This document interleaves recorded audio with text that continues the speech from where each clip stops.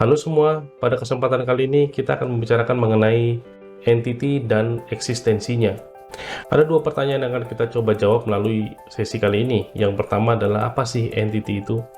Nah, sebenarnya kita sudah sedikit mengulas ya pada sesi-sesi sebelumnya pada saat kita membicarakan mengenai entity relationship diagram.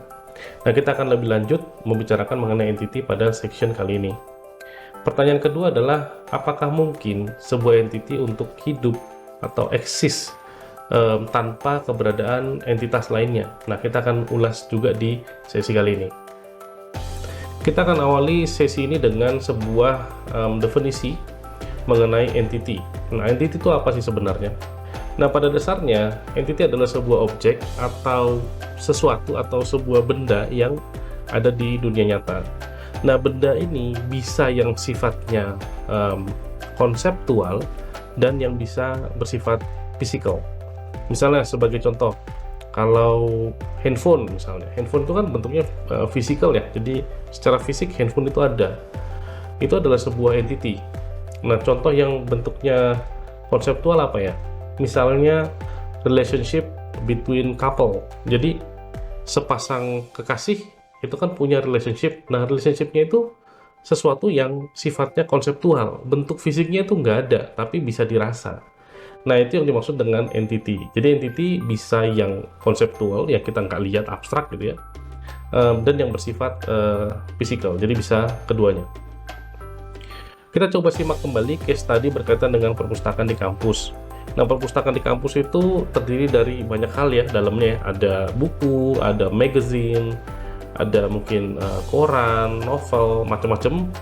Kemudian koleksi-koleksi bukunya juga diperbaharui secara periodik ya supaya up to date ya.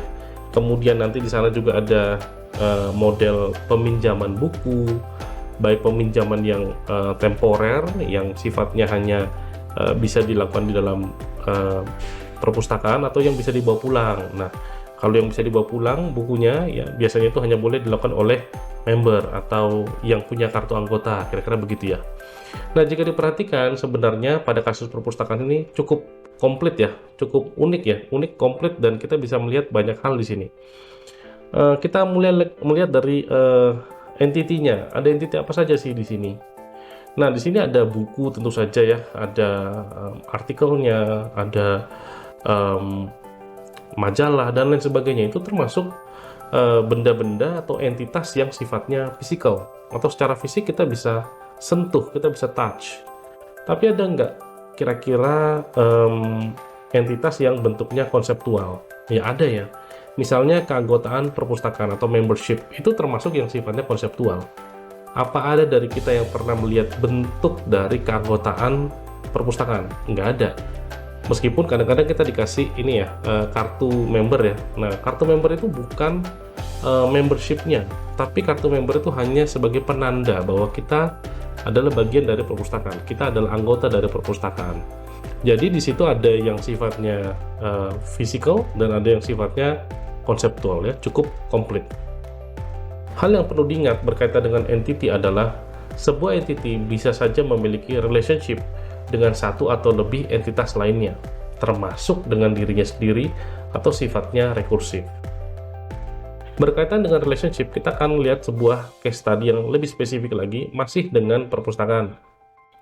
Jadi di sebuah perpustakaan atau di perpustakaan yang ada di kampus kita, sangat mungkin ada beberapa eksemplar dari buku yang sama, atau ada beberapa kopi dari buku yang sama.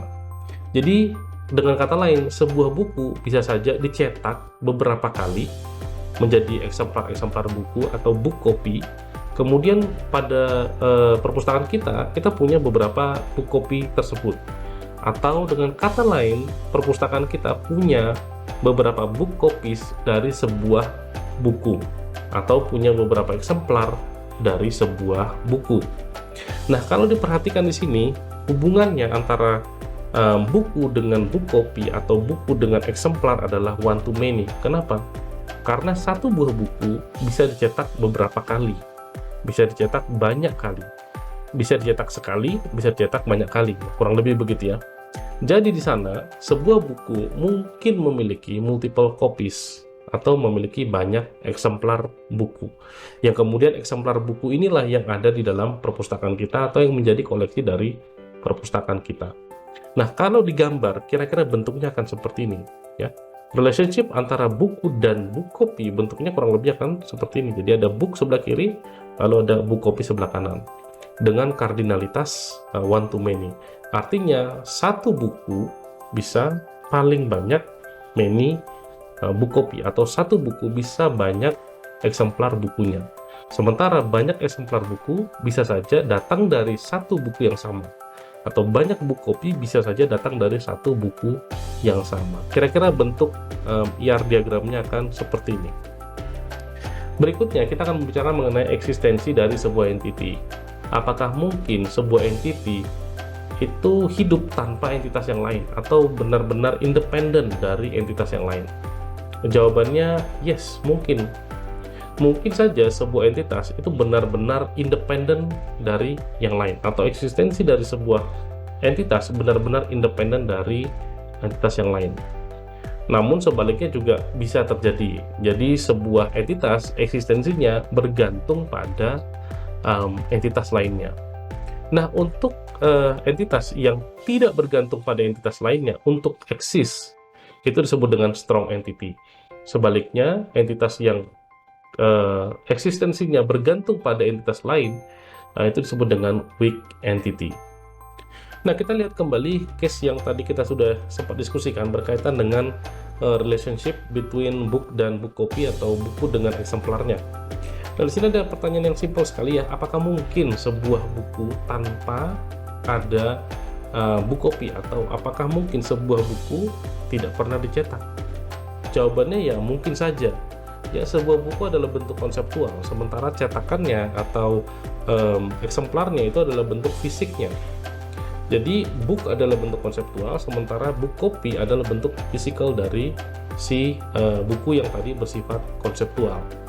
Jadi apakah mungkin sebuah buku yang sifatnya konseptual tidak pernah dicetak atau tidak pernah memiliki bentuk fisik? Jawabannya ya, bisa saja hal itu bisa terjadi.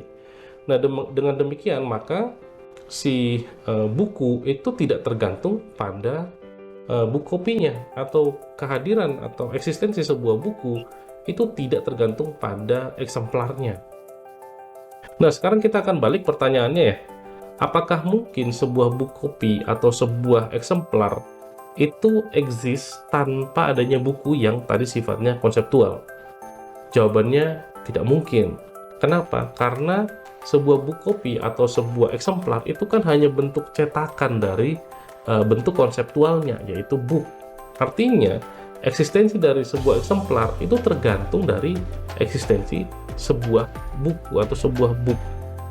Nah, dengan demikian maka si book copy ini dependen eksistensinya terhadap book, atau eksistensi dari book copy itu tergantung pada eksistensi dari book. Dengan demikian maka book bersifat strong atau merupakan strong entity, sementara book copy merupakan bentuk yang weak entity atau bentuk yang lemah, ya. Nah, kalau kita gambarkan kurang lebih bentuknya akan seperti ini. Nah, untuk strong entity di sebelah kiri yaitu book, itu digambar dengan sebuah box, ya, single line box. Sementara untuk weak entity di sebelah kanan book copy itu kita gambar dengan double line box. Jadi box yang dua garis, kurang lebih seperti itu. Nah, dengan demikian kita bisa baca ERD ini kurang lebih seperti ini, ya. Jadi sebuah buku itu bisa memiliki banyak book copy atau bisa dicetak ke dalam banyak eksemplar. Kehadiran sebuah book itu tidak tergantung pada eksemplarnya. Sebaliknya, eksemplar buku atau book copy kehadirannya tergantung pada kehadiran dari buku. Nah, kurang lebih pembacanya seperti itu. Kira-kira apa yang bisa kita simpulkan dari sesi kali ini? Setidaknya ada dua hal. Yang pertama, sebuah entitas digunakan untuk merepresentasikan sebuah benda atau sebuah objek yang ada di dunia nyata, baik yang sifatnya konseptual maupun yang sifatnya fisikal. Yang kedua, eksistensi dari sebuah entity bisa saja tergantung atau tidak tergantung dari eksistensi entitas lainnya. Untuk entity yang eksistensinya tergantung dari entitas lainnya atau tergantung dari kehadiran entitas lainnya, itu disebut dengan weak entity. Sementara untuk entitas yang tidak tergantung pada entitas lainnya untuk bisa exist, itu disebut dengan strong entity. Kira-kira demikian untuk sesi kali ini, semoga mencerahkan dan sampai ketemu di sesi pembelajaran lainnya. Thank you, ciao.